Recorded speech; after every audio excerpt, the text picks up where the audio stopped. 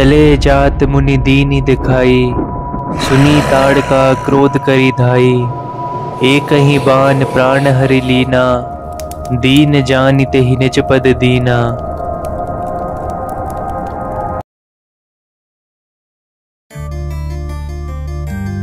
श्री राम तथा चारों भाइयों की शिक्षा पूरी होने के बाद चारों भाई राजमहल में वापस लौट आते हैं। उसके कुछ ही समय बाद महर्षि विश्वामित्र राजा दशरथ के महल में आते हैं और राजा दशरथ से कहते हैं कि उन्हें श्री राम चाहिए ताकि उनके यज्ञ और अनुष्ठानों की असुरों राक्षसों से रक्षा की जा सके।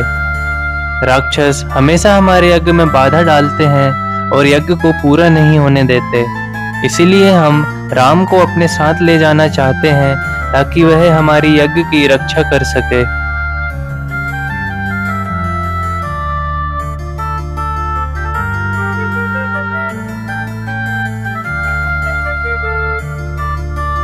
श्री राम और लक्ष्मण विश्वामित्र के साथ उनके आश्रम में चले जाते हैं, जहां पर विश्वामित्र श्री राम को बताते हैं कि एक राक्षसी ताड़का उनके हर यज्ञ में विघ्न डालती है और उसका विनाश करना बहुत आवश्यक है।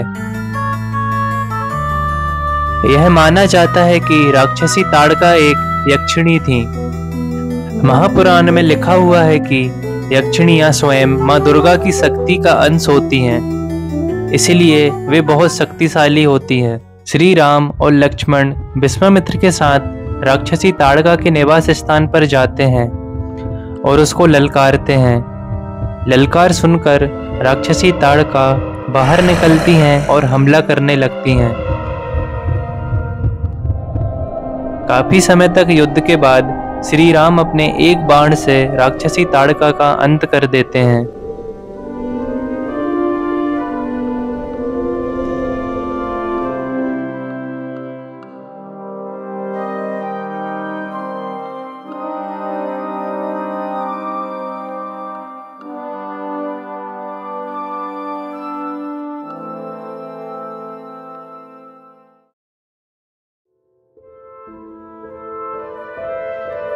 उसके बाद विश्वामित्र श्री राम और लक्ष्मण को अपने आश्रम में ले आते हैं। अगले दिन जब ऋषि विश्वामित्र यज्ञ कर रहे होते हैं, तब सुबाहु और मरीच नाम के दो राक्षस उनका यज्ञ भंग करने के लिए कुछ राक्षसों को साथ ले आते हैं।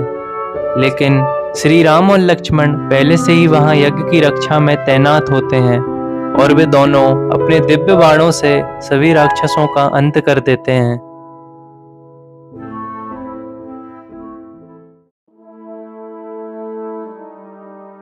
अहिल्या स्वयं ब्रह्मदेव की पुत्री थी। अत्यंत सुंदर होने के कारण देवराज इंद्र की नियत अहिल्या पर आ गई। इसके बाद भी अहिल्या की शादी महर्षि गौतम से हो गई। इससे देवराज इंद्र बहुत क्रोधित हुए और उन्होंने उन दोनों से बदला लेने की सोची। एक रात देवराज इंद्र ने मुर्गे का रूप धारण करके ऋषि गौतम के आश्रम के बाहर जाकर बांग देनी शुरू कर दी।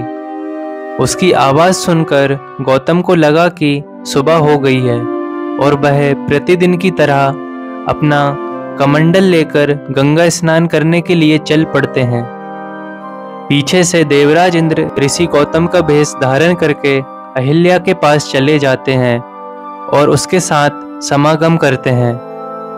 जब ऋषि गौतम गंगा तट पर स्नान करने के लिए पहुंचते हैं तो उन्हें यह आभास होता है कि अभी सुबह हुई नहीं है। अवश्य ही किसी ने उनके साथ छल किया है, इसलिए वह तुरंत अपने आश्रम की तरफ चल पड़ते हैं। ऋषि गौतम अपने आश्रम पहुंचते हैं तो वह देखते हैं कि उन्हीं के भेष में एक व्यक्ति उनकी कुटिया से निकल रहा है। ऋषि गौतम परम तपस्वी थे, इसीलिए वह छल बेश में भी देवराज इंद्र को पहचान जाते हैं और उसे कुरूप होने का श्राप देते हैं। यह सुनकर अहिल्या अपनी कुटिया से बाहर निकलती हैं। तब वह समझ जाती हैं कि उनके साथ छल हुआ है और अपने पति ऋषि गौतम के पैरों में गिरकर क्षमा मांगने लगती हैं। लेकिन क्रोध में भरे हुए श्री गौतम ने उन्हें क्षमा नहीं किया और तुरंत पत्थर में बदलने का श्राप दिया।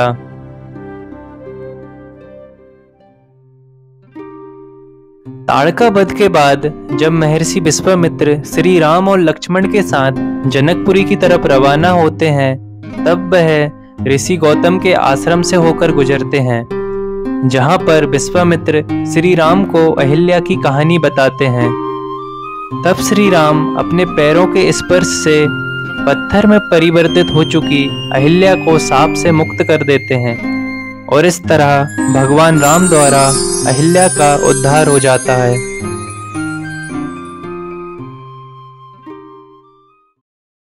एहि भांति सिधारी गौतम नारी, एहि भांति सिधारी गौतम नारी, बार बार हरि चरण पड़ी जो अति मन भावा सो बर पावा, गणपति लोक आनंद हरि सो अति मन भावा सो बर पावा, गणपति लोक आनंद